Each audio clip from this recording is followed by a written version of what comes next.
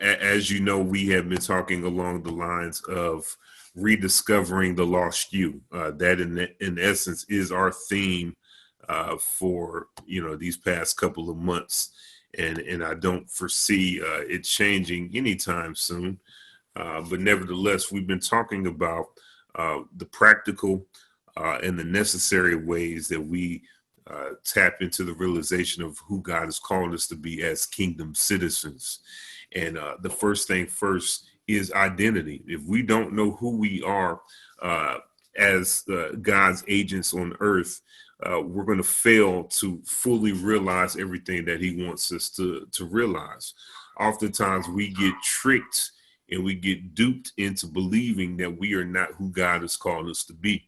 And if you look at what we see in the world, ultimately, that's what we see. We see a lot of people living beneath their privilege, living beneath their understanding, because they have not come into a revelation or an understanding of who God has called them to be. And so by the time we transition into the next focal point, we need to be resolved that once again, God has called us to be his agents here on earth. We are made in his image and likeness. And so we need to take more authority. We need to take more responsibility of what our world looks like. A lot of what our personal world looks like is the byproduct of what we've created.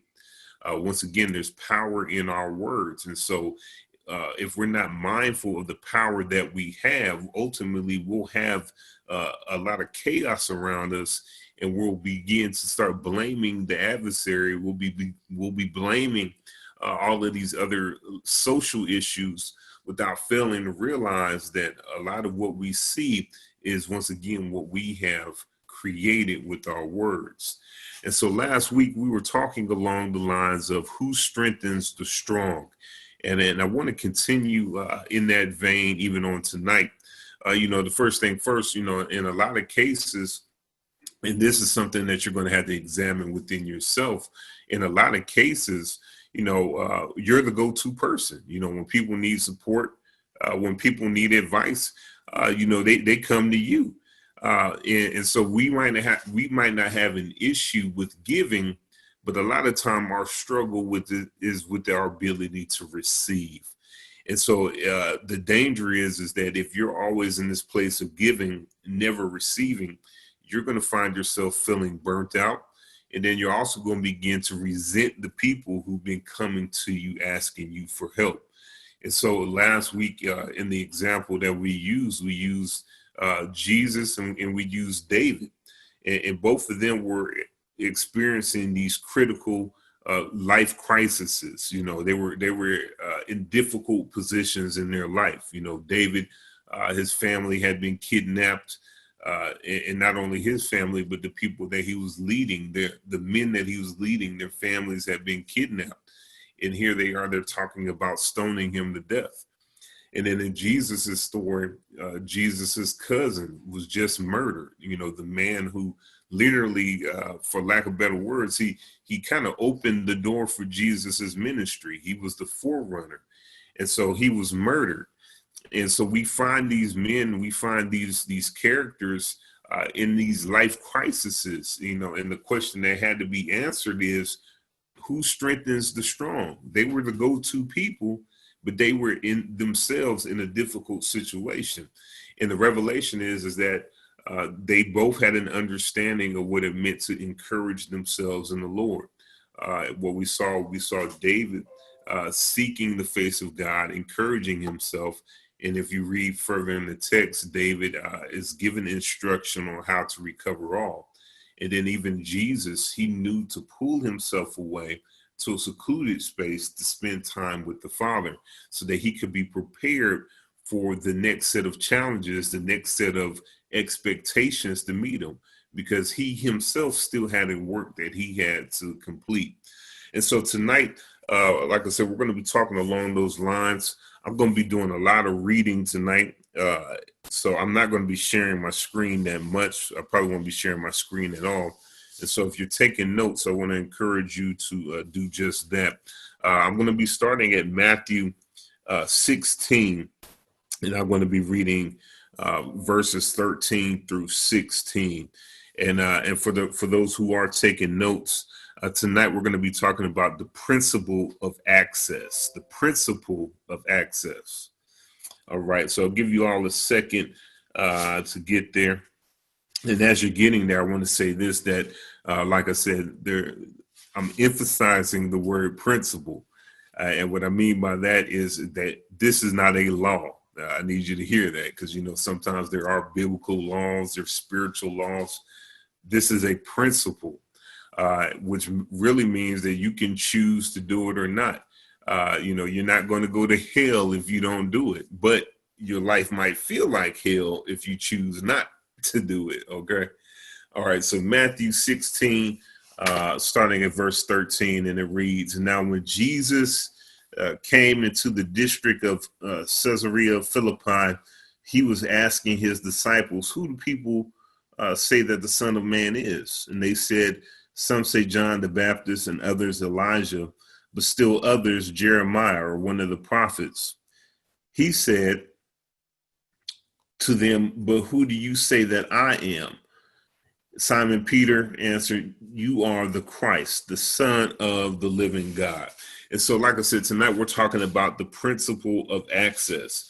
And so even this question right here with who do you say I am, that deals with the first question concerning access. That is a question of access, because depending upon how they answer, that determined how much Jesus Christ could really open himself up to them.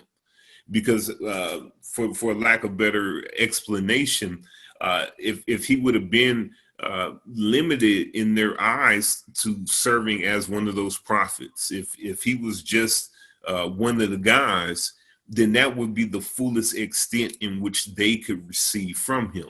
And so it wouldn't have made much sense for him to open himself up anymore, because they've already limited him to that space. And so when he says, "Who do you say that I am?" that serves as an invitation for the expansion or the reduction of that relationship. And I hope that all makes sense, and it will as we continue. Trust me. All right. So the first thing I want to put before y'all, because I'm going to be hitting a few points on tonight, and this is actually something that I shared with the discipleship class that we've been leading on Thursdays. And so, and the gentlemen who participate with me both have ministerial calls. And so there'll be some ministerial language in here as it relates to calling and stuff like that. But I trust that what we're going to talk about tonight is still going to be applicable to you wherever you are. And so the first thing I want to put before you all is that one of the issues that many of us experience is that there's a misunderstanding of the relationships in our lives. And I need you to write that down. There's a misunderstanding of the relationships in our lives. Not everyone is supposed to have the same level of access to you.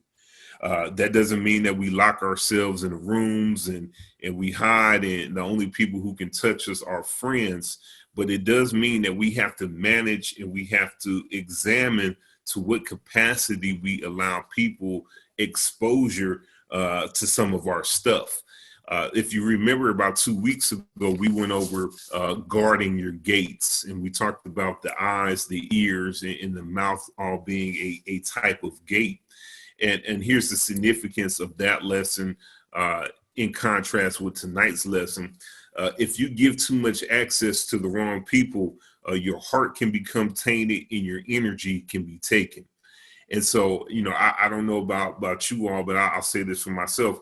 I can tell when I'm around maybe somebody that's negative, always kind of, in a funk or something like that, because every time I have a conversation with them and they leave, now I feel, nasty. I feel crazy. And that's because I didn't manage my access. I didn't guard my heart for that occasion.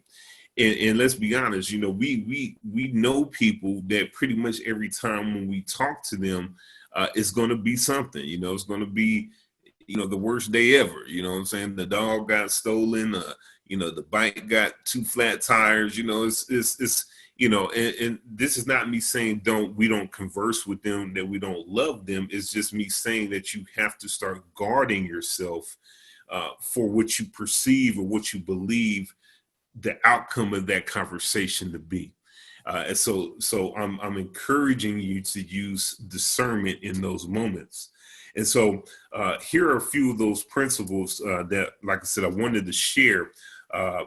When I was talking to the discipleship group, I used a number set. I used the 1, the 3, the 12, the 70, and the multitude.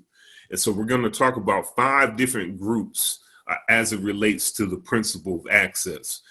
The first thing first, turn with me to Matthew 12. I'm going to read verse 46 through 50. And I want to set this as a caveat to these 5 groups. And so this is Matthew 12, 46 through 50. And it says, while he, and this is Jesus, while he was still speaking to the crowds, behold, his mother and his brothers were standing outside, seeking to speak to him. Someone said to him, behold, your mother and your brothers are standing outside, seeking to speak to you. But Jesus answered the one who was telling him and said, who is my mother and who are my brothers? And stretching out his hand towards his disciples, he said, behold, my mother and my brothers, for whoever does the will of my Father who is in heaven, he is my brother and sisters and mother. And so the first thing I want to say to you all is natural titles do not equate to greater access. Okay. Natural titles do not equate to greater access. If you're familiar with the relationship dynamic of Jesus Christ and his brothers, while Jesus was alive in his earthly ministry, his brothers did not believe him. His brothers were not followers of him. His brothers actually ridiculed the work that he was doing. And so here Jesus is, knowing that God has placed him here, knowing that he has an assignment to fulfill in a limited time to get it done. And his brothers were actually against the work that he was doing. So what would Jesus have looked like trying to convince them? Essentially he would have been losing out on time and momentum trying to convince people who were not necessarily attached to his work. And so I need to say that one more time. And that's not just for the people who are actually on this call right now, because once again, this is being recorded and this will go out over the airwaves, but there's somebody who's going to be listening to this who needs to hear this. Natural titles do not equate to greater access. Okay, so I'm gonna start with the multitudes, and then I'm going to work my way down to the 1. All right, so you can find the story of the multitudes in John chapter 6. John chapter 6, verses 1 through 14. I'm just going to hit verse 14 for the sake of time. This is John 6, verse 14.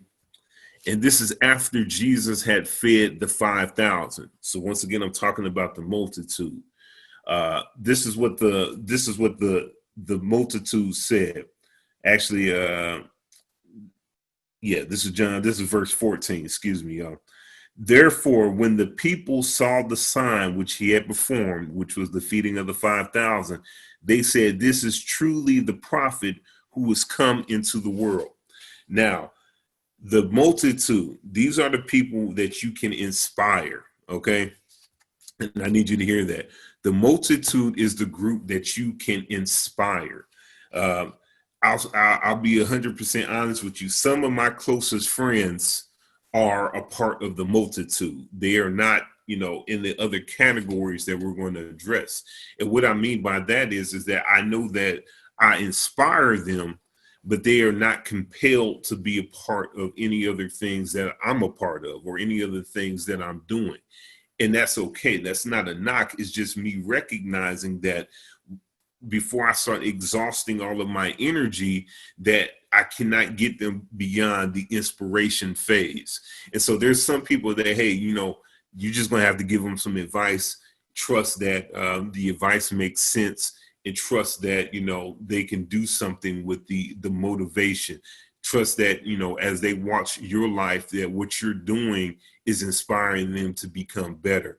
The frustrating thing is that oftentimes we want more for other people than they want for themselves. And what I'm suggesting on tonight is this is how you guard yourself from falling in that category where you're emotionally burnt out, where you're frustrated with people because you have once again not guard your heart as it relates to access. So once again, the multitude, you inspire the multitude. Okay. Even if you think about one of Jesus's best friends, Lazarus, it says that Lazarus, along with his sisters, and Jesus, they all grew up together. So I'm assuming that they were really, probably best friends or really close friends. But you don't see in the text Lazarus as a part of Jesus's discipleship group. It doesn't mean that he didn't believe in his work. It just means that he was not a part of it.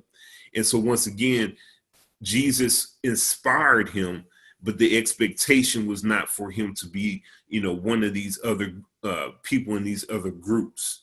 Okay, the next group that I want to talk about is the 70. And the 70, you can find them in Luke chapter 10.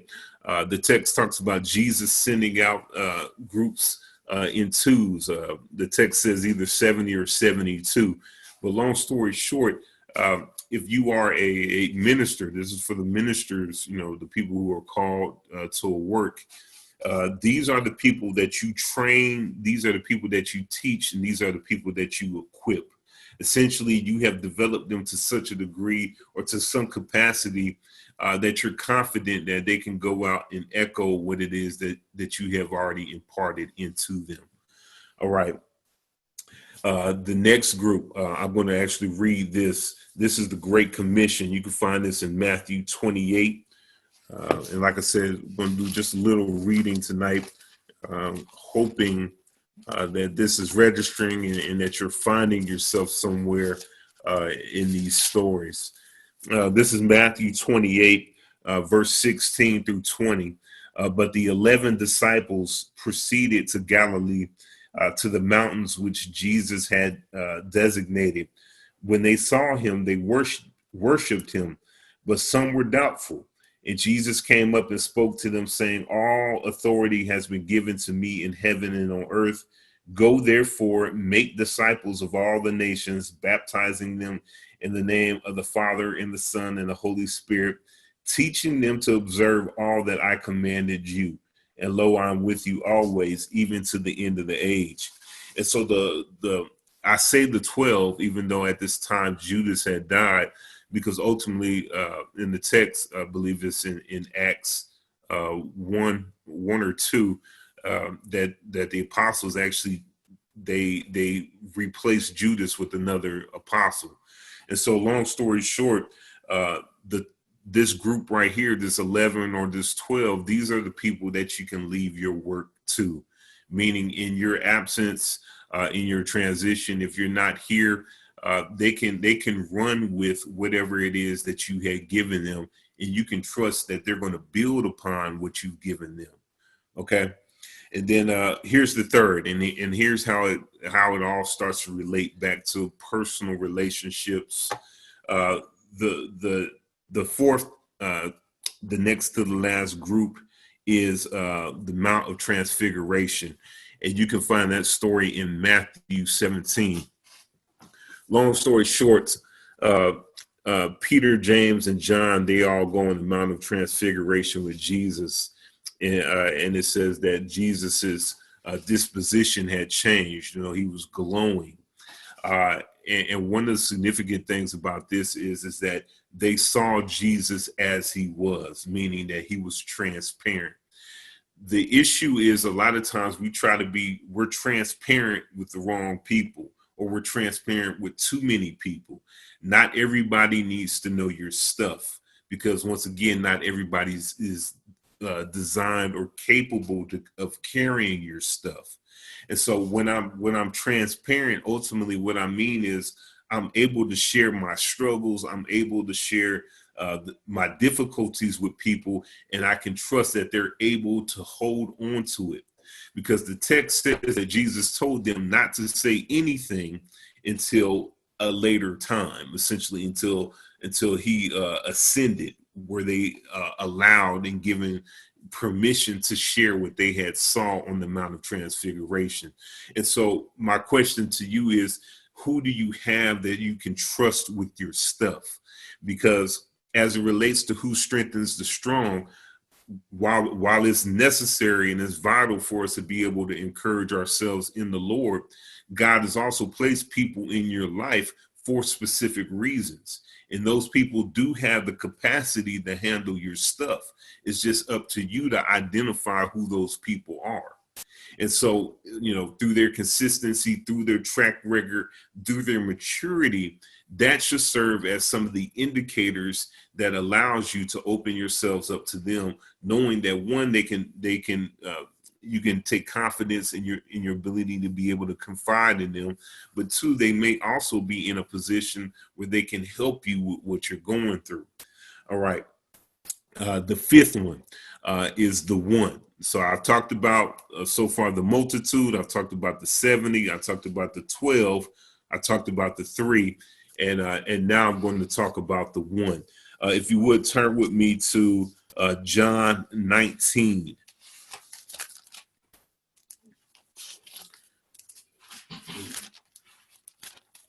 And I'm flying through these because I already have my Bible pre-marked. I was ready for y'all tonight.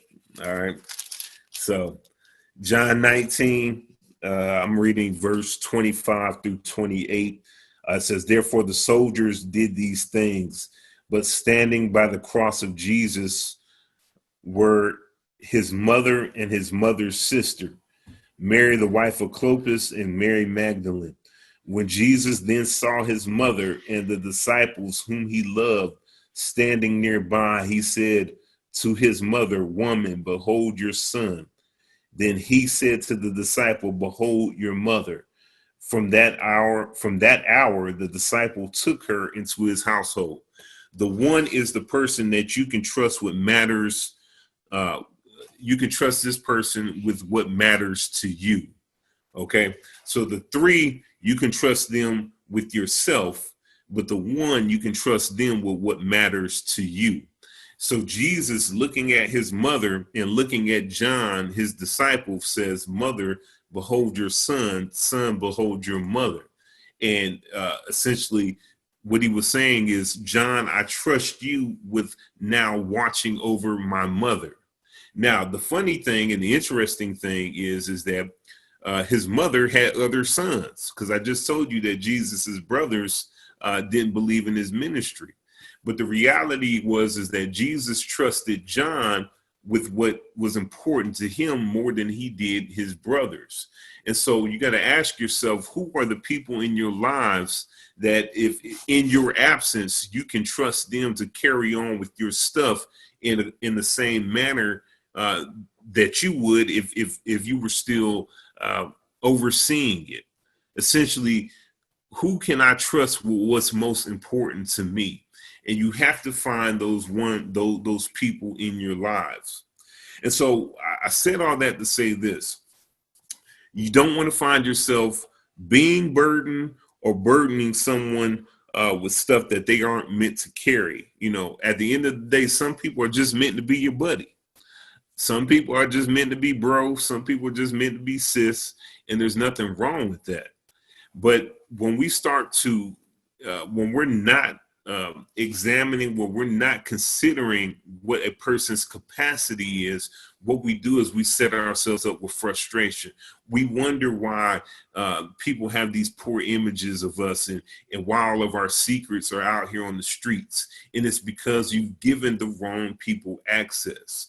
And so for the person who's the minister, you are not called to everybody. Your message will only resonate with a few, and be okay with that. They're at the end of the day, whether you're being able to influence thousands of people, there's only going to be a core group of people who are really connected to you in such a capacity that they can run with what it is that you've been sharing.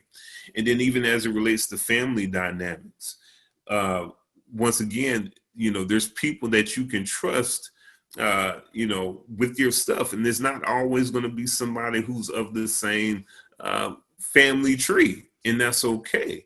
Just love them where they're at, and then always encourage growth. And so that's what this is all about. Once again, we've been talking for the last 2 weeks along the lines of who strengthens the strong. And so once again, you have to be able to, one, encourage yourself, but then secondly, be considerate of the people who are in your life. Be considerate of the relationships.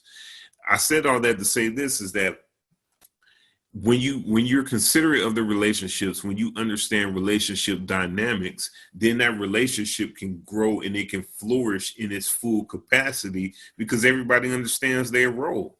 But when you start to put people who aren't equipped for it in the wrong role, ultimately what that leads to is frustration, disappointment, and resentment. And we want to be able to cut down on those pain points, especially in this season. And so I want to encourage you all to look at your friend groups, look at your relationships.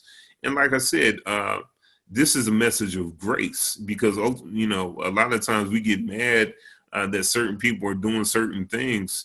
But I want to encourage you to have grace on them because they are operating in the areas and they're operating in the things that they know. But as you, once again, start to identify your groups in your lives, then you can begin to put certain weight and certain pressure on other people because they're built for it and because they're designed to fulfill that role in your life. And so I hope that made sense. I hope that you saw how that fits as it relates to who strengthens the strong, because we all have people in our lives. And once again, there's certain people that I go to for advice, because their consistency over time has shown me that I can trust not only their word, but I can trust them with the issues that I bring them to, the issues that led me to come to them. And so I hope that that makes sense.